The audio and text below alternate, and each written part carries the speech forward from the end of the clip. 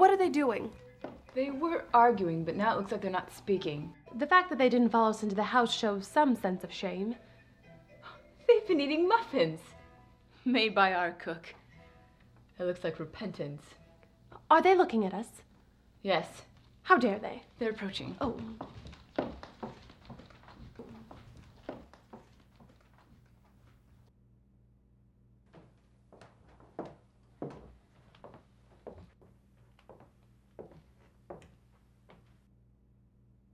Don't speak to them. Absolutely not.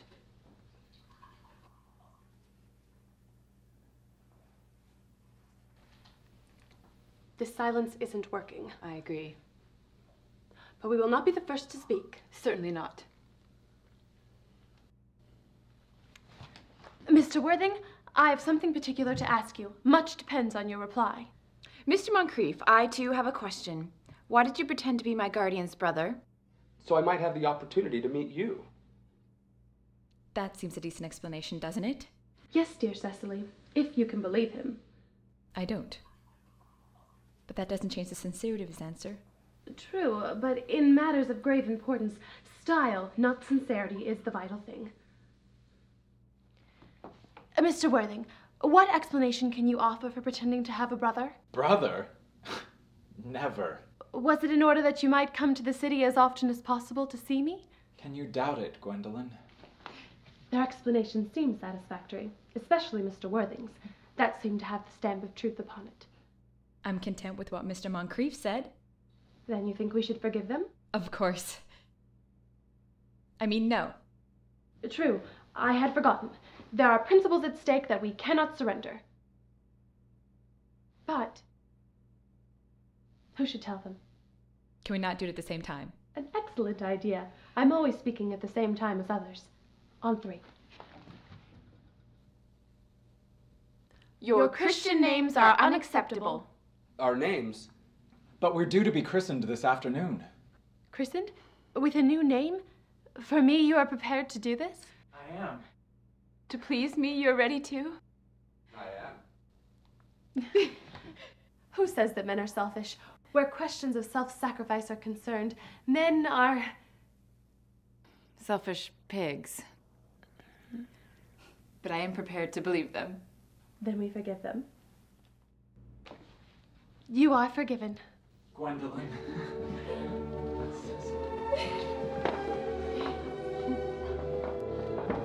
Madam Bricknell.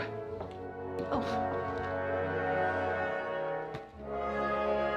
Go away, you silly little man. Gwendolyn, what does this mean? This means that Mr. Worthing and I are engaged to be married.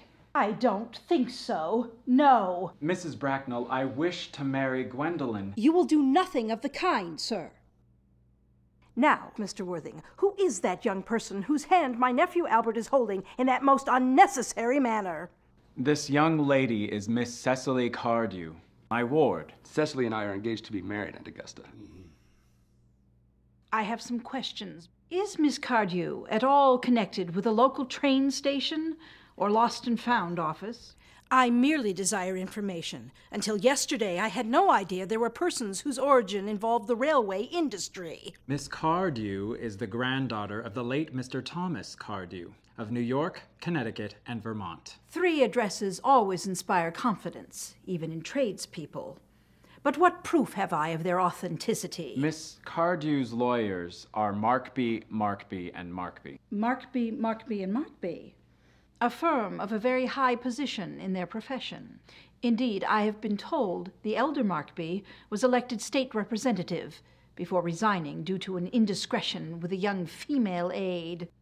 No, I think not. Gwendolyn, the time approaches for our departure. As a matter of form, however, I had better ask, does Miss Cardew have any little worth or asset? Oh, about 12 to 13 million in Intel stock, that's all. Goodbye, Mrs. Bracknell. So pleased to have seen you. A moment, Mr. Worthing. 12 to 13 million, and an Intel stock. Now that I look at Miss Cardew, she seems to me a most attractive young lady. Few girls of the present day have any really solid qualities, qualities that will last and improve with time. We live, I regret to say, in an age of appearances. Come here, dear. Turn around, sweet child. No, the side view is what I want. Yes, quite as I expected. Albert! There are distinct social possibilities in Miss Cardew's profile. Cecily is the most wonderful girl in the world. I don't care about social possibilities. Never speak disrespectfully of society, Albert. Only those people who can't get into it do that. Well, I feel I must give my consent. Cecily, you may kiss me and call me Aunt Augusta. Thank you, Aunt Augusta. The marriage should take place quite soon. I'm not in favor of long engagements. They only give people the opportunity of getting to know each other before the wedding. And I think that is never advisable. Forgive me for interrupting, Mrs. Bracknell, but I'm afraid this engagement is out of the question. I am Miss Cardew's guardian, and she cannot marry without my consent.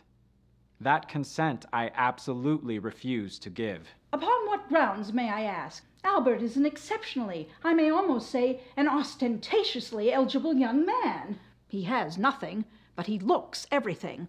What else would one desire? It pains me to say this, but I suspect him of being dishonest.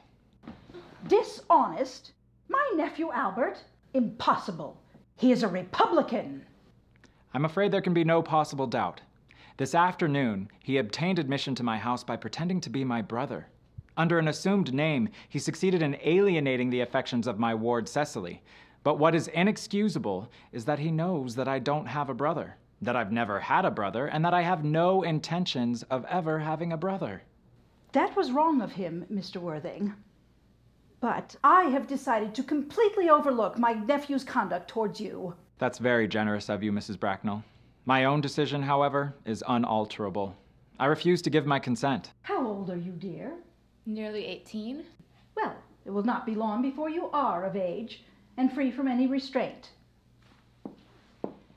I don't think your guardian's consent is a matter of any importance. It is only fair to tell you, Mrs. Bracknell, that according to the terms of her grandfather's will, I remain her guardian and in control of her assets until she is 25. I don't find that to be too grave an objection.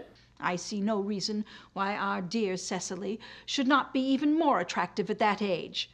Plus, the value of her holdings will be considerably more. Albert, could you wait till I was 25? You know I could. Yes, I felt it instinctively. But I couldn't. Waiting that long to be married is quite out of the question.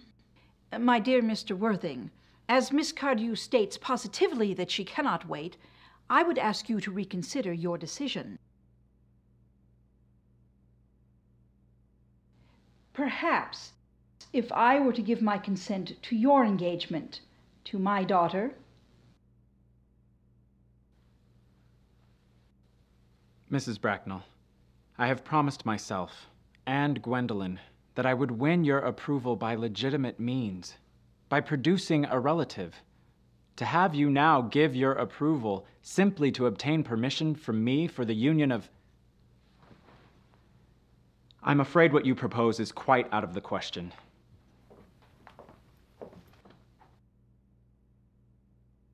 If that is the case, I am afraid all here have nothing more to look forward to than a passionate celibacy. Come, Gwendolyn. We have already missed the late afternoon train. To miss another might expose us to comment on the platform.